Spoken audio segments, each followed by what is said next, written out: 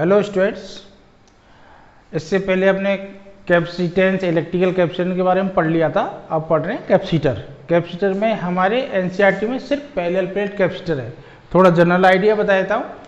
Capacitor में से there are 3 types of capacitor है अपने, लेकिन एनसीईआरटी में सिर्फ यही है पैरेलल प्लेट कैपेसिटर। तो पहला तो है parallel plate capacitor, parallel plate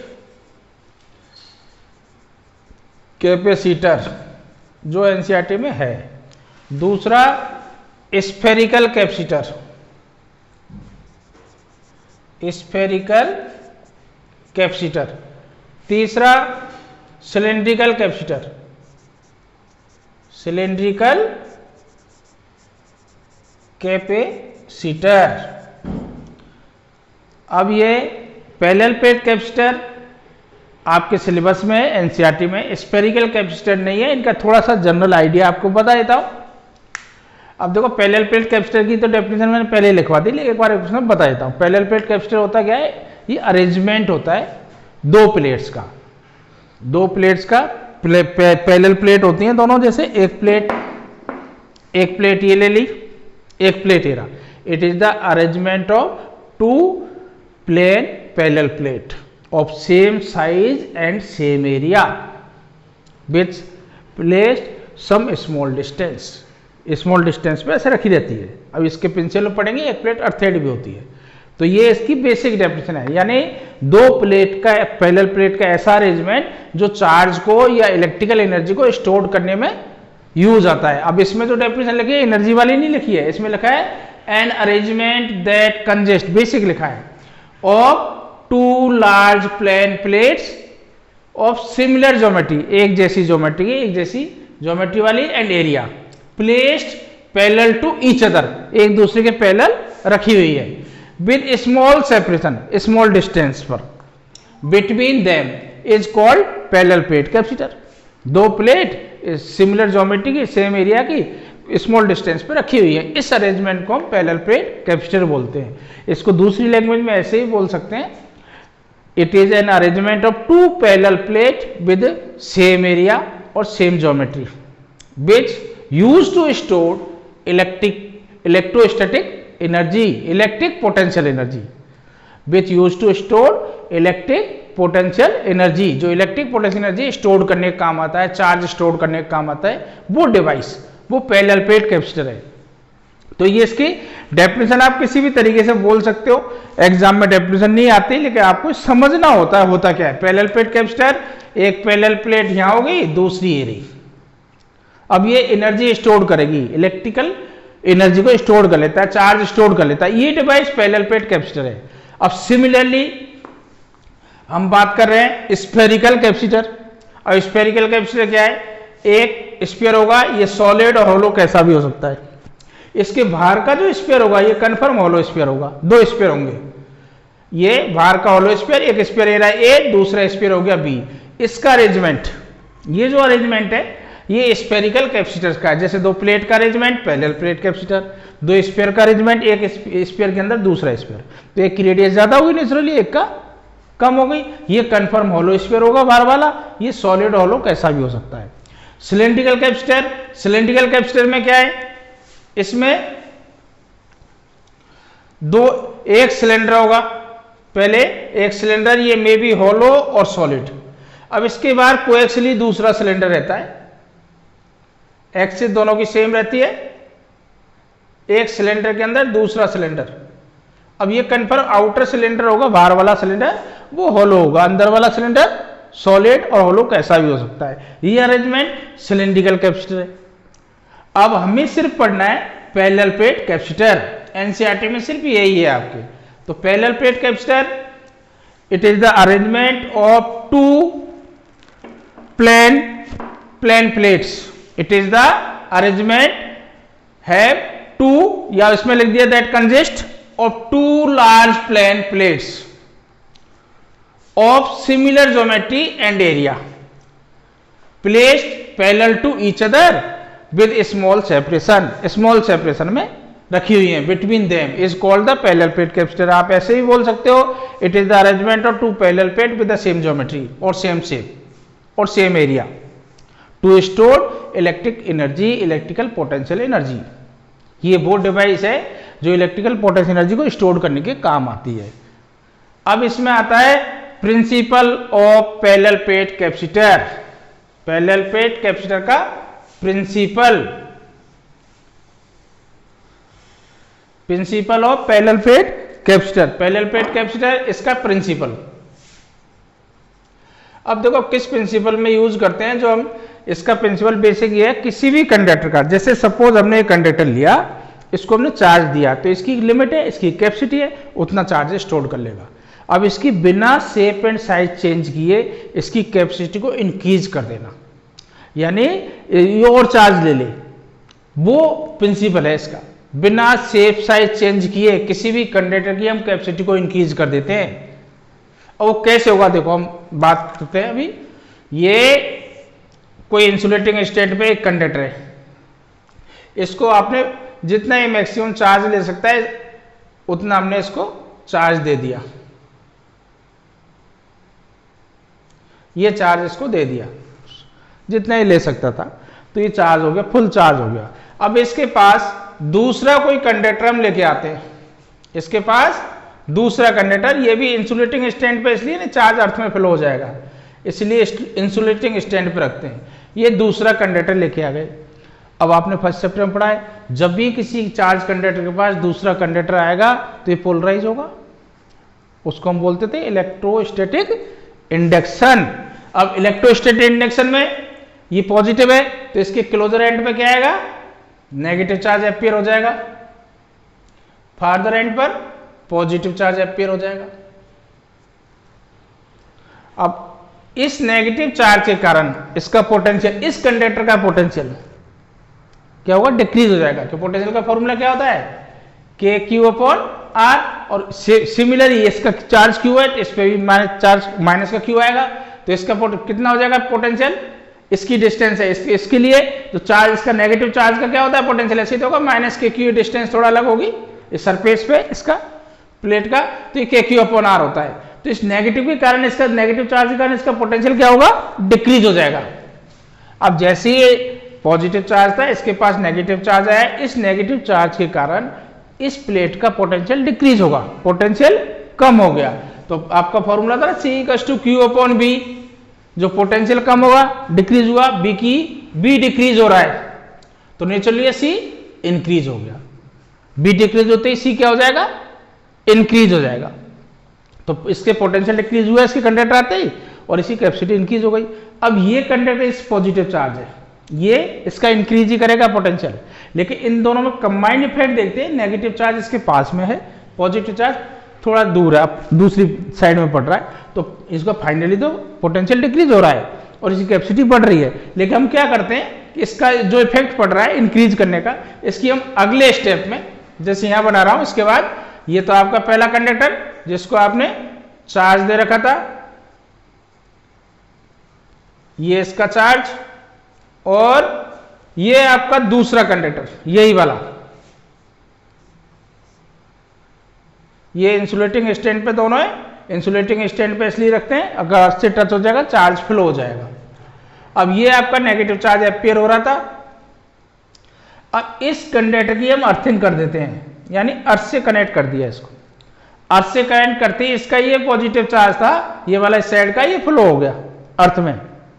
अर्थ में फ्लो होने का मतलब ये अर्थ से नेगेटिव इलेक्ट्रॉन्स आएंगे और इसको न्यूट्रल कर देंगे, लेकिन नेगेटिव चार्ज फ्लो नहीं होगा। बताओ क्यों नहीं होगा?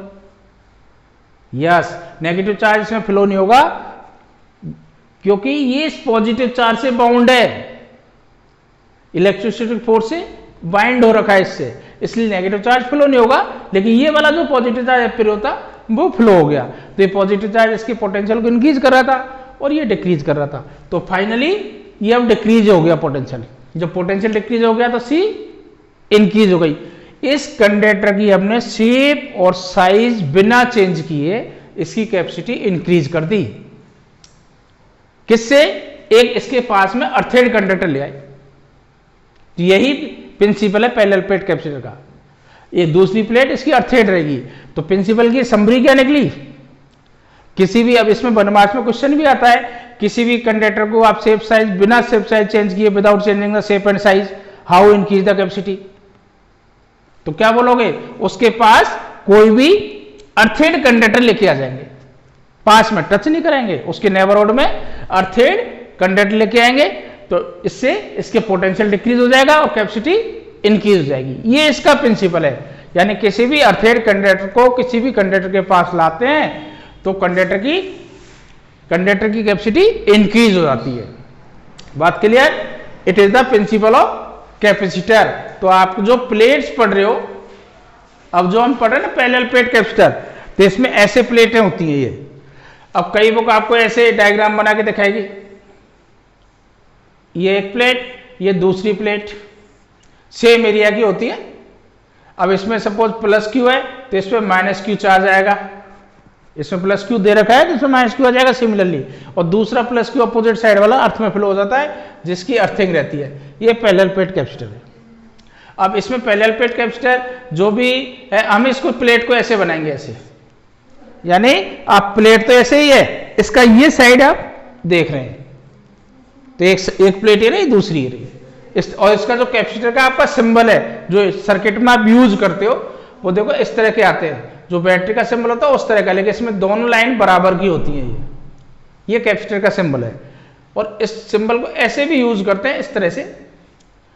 ये दोनों कैपेसिटर के सिंबल्स हैं, और इसकी जैसे कैपेसिटी सी हम यूज कर लेते हैं, ABC कैपेसिटर को दिखाने का तरीका। तो ये इसका इलेक्ट्रिकल सर्किट में जो यूज करेंगे कैपेसिटर को इस तरह से करेंगे, दोनों लाइन बराबर होनी चाहिए। कई बार बराबर बनाने में दिक्कत होती है तो आप एक सीधा करके ऐसे सी टाइप में बना दो, तो ये भी कैपेसिटर का ही सिंबल है। तो ये तो इसका प्रिंसिपल हो गया। अब प्रिंसिपल के बाद पैरेलल प्लेट कैपेसिटर में क्या है? कैपेसिटी या capacitance of parallel plate capacitor. तो इसकी कैपेसिटेंस बता रहा हूं, capacitance of parallel plate capacitor, capacitance of parallel plate capacitor. तो एक प्लेट, ये दूसरी प्लेट, इस पर सपोज आपका चार्ज Q, ये पॉजिटिव प्लेट, इस पर नेचुरली उतना ही चार्ज होगा -Q, ये अर्थेड है। तो ये दोनों सेम एरिया की, सेम साइज की, और इनका डिस्टेंस कितना है? d। तो इसमें ये लेट कर लोगे, let area of each plate equals to A distance between the plates equals to d, और चार्ज ऑन ईच प्लेट, एक पे +Q -Q, तो यहीं दिखा रखा है, ठीक है। चार्ज ऑन ये प्लेट पे एक पे +Q होगा, इस पे ये -Q। अब इसकी हमें कैपेसिटी निकालनी है, कैपेसिटी हम इसकी निकालनी है। How will you find the capacity? इसकी चार्ज सेम है, प्लेट का एरिया सेम है, सरफेस चार्ज डेंसिटी सपोज कर लेता हूं इसकी सिग्मा, इसकी माइनस सिग्मा इक्वली होगी। सरफेस चार्ज डेंसिटी क्या होती है? Sigma equals to Q/A। अब एक का तो +Q है तो +Q/A, एक का -Q/A, तो एक का प्लस सिग्मा, दूसरी की minus sigma.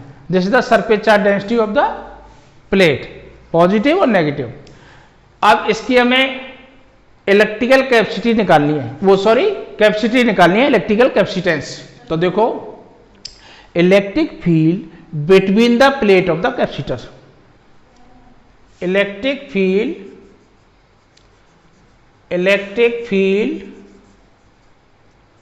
Between the plate of capacitor,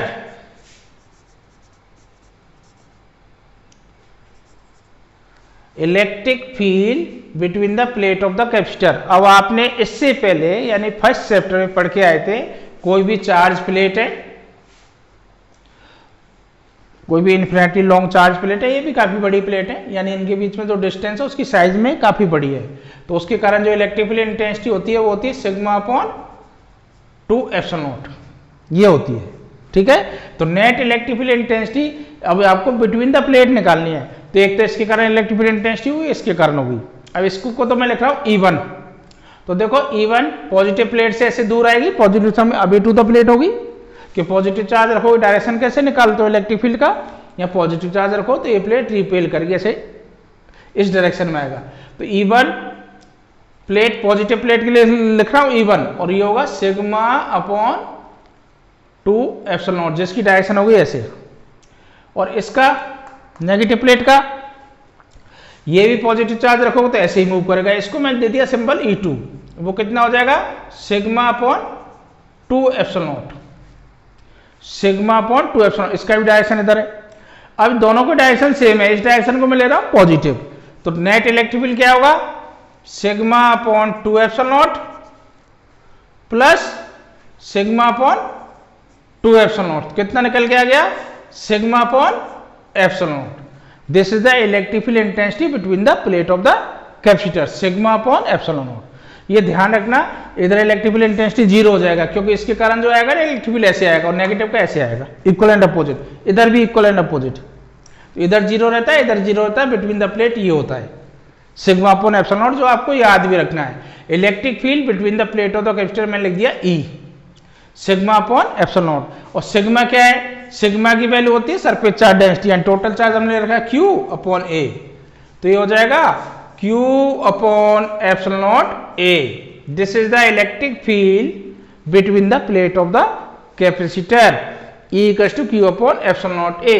हमें इसकी कैपेसिटी निकालने जाना है, तो कैपेसिटी का तो आपको पहले ही मैंने बताया था, फॉर्मूला क्या है C equals to Q upon V, तो B निकालना पड़ेगा। B निकालने के लिए हमने इलेक्ट्रिक फील्ड निकालना है।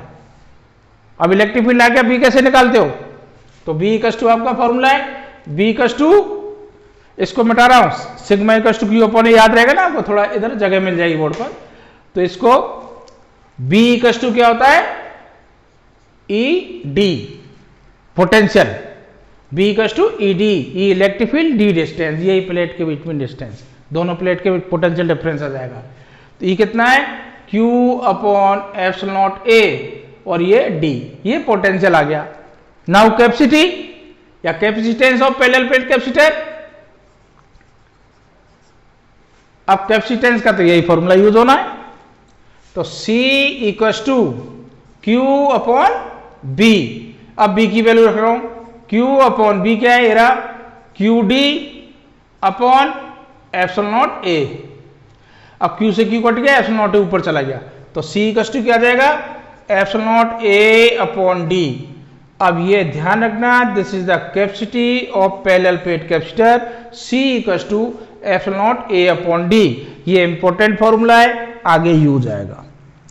Capacity of parallel plate capacitor C equals to epsilon naught A upon D। जैसे कैपेसिटेंस में शुरू किया तो एक फॉर्मूला तो आपका एरा जो यूज आ रहा था, एक एरा, इससे पहले जो ये फॉर्मूले यूज आए पहले के, ये सिग्मा अपॉन 2 एप्सिलॉन नॉट, इससे तो हमने निकाल लिया electric field intensity between the plate of the capacitor. तो C equals to epsilon naught A upon D, ये क्या आ गई capacity of parallel plate capacitor. अब इसमें एक केस और बना लेते हैं, जैसे आपका ये कैपेसिटर आपने लिया और इसको फुल कर दिया आपने किसी डाइलेक्ट्रिक मीडियम से। डाइलेक्ट्रिक अभी तो एयर था, जब एयर और वैक्यूम है तो कैपेसिटी ये रहती है, इसको आपने फुल कर दिया, कंप्लीटली फिल कर दिया डाइलेक्ट्रिक से, और उसका डाइलेक्ट्रिक कांस्टेंट ले लिया K। अब ये वाला K वो है epsilon R, epsilon upon epsilon not, वो वाला K अलग यूज करते थे 1/4 पाई एप्सिलॉन नॉट। यहाँ डाइलेक्ट्रिक कांस्टेंट ये है या ये कोई सा लिखना, मैं ये लिखूंगा एप्सिलॉन R कोई K, लेकिन ये डाइलेक्ट्रिक कांस्टेंट है, यानी डाइलेक्ट्रिक मीडियम बढ़ दिया, डाइलेक्ट्रिक मीडियम से फुल कर दिया, जिसका डाइलेक्ट्रिक कांस्टेंट क्या है K है। अब इसकी कैपेसिटी क्या होगी, सिंपल तरीका तो यही है, C equals to epsilon naught की जगह क्या आएगा एप्सिलॉन A अपॉन D, ये आएगा। अब इसको C मीडियम कर देता हूं, उससे थोड़ा डिफरेंट हो जाए। ये तो वैक्यूम के लिए था C, ये मीडियम के लिए, जब डाइलेक्ट्रिक मीडियम इसमें इंसर्ट कर दिया, फुल भर दिया है। अभी हमने फर्स्ट चैप्टर में पढ़ा है epsilon upon epsilon naught equals to K, और इसी को हम क्या बोलते थे एप्सिलॉन R, डाइलेक्ट्रिक कांस्टेंट। वो वाला K नहीं है, ध्यान रखना, 1/4 पाई एप्सिलॉन नॉट, ये डाइलेक्ट्रिक कांस्टेंट एप्सिलॉन R। तो Cm, अब इसकी वैल्यू क्या आएगी एप्सिलॉन की, यहां से epsilon equals to K epsilon naught, यानी एप्सिलॉन को हम ये ले सकते हैं। अब इधर लिख रहा हूं, इसकी वैल्यू यहां सब्स्टिट्यूट कर रहा हूं, तो C मीडियम एप्सिलॉन की वैल्यू क्या लिख रहा हूं K एप्सिलॉन नॉट, ये लिख दिया के एप्सिलॉन नॉट, और ये ए अपॉन डी, ये आपने अभी पढ़ाई था। सी इक्वल टू क्या था, epsilon not a upon D, तो ये वैल्यू तो सी बन गया, तो सी एम इक्वल टू के सी, यानी जो एयर का है या वैक्यूम का जो कैपेसिटेंस था वो के टाइम्स हो जाएगा अगर उसको डाइलेक्ट्रिक सब्सटेंस से फिल कर दिया जिसका डाइलेक्ट्रिक कांस्टेंट के है, तो उतने ही टाइम्स हो जाती है उसकी कैपेसिटी, यानी इंक्रीज हो जाती है। तो ये भी, और भी हम इसको डाइलेक्ट्रिक का भी इंसर्ट करेंगे, आगे आएगा।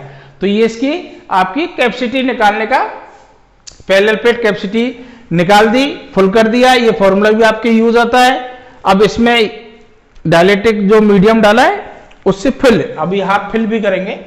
तो इसमें आपको याद रखना है आज की क्लास का, एक तो आपका फॉर्मूला हो गया Q equal to C B, दूसरा पैरेलल प्लेट कैपेसिटेंस का capacity of parallel plate capacitor C equal to epsilon naught A upon D, जब एयर और वैक्यूम है बिटवीन द प्लेट, जब मीडियम है और डाइलेक्ट्रिक कांस्टेंट, जिसका डाइलेक्ट्रिक मीडियम का डाइलेक्ट्रिक कांस्टेंट है K, तो ये हो जाएगा epsilon naught A upon D, यानी के सी, उसको C नाम दे रखा है, तो सी है मीडियम, के सी, ये आपकी कैपेसिटी है। अब इसके देखो जो छोटे छोटे कुछ फॉर्मूलेज हैं उनको आप थोड़ा याद करते चलें, फिर कोई भी डेरिवेशन इनसे ही लिंक करेगा, आपको कोई भी डेरिवेशन फिजिक्स में याद नहीं करना है। इसके बाद इसकी कैपेसिटर्स में आएंगे, इसके energy stored in capacitor, parallel arrangement in capacitor, series combination, तो ये सारे हम आगे की क्लास में पढ़ेंगे।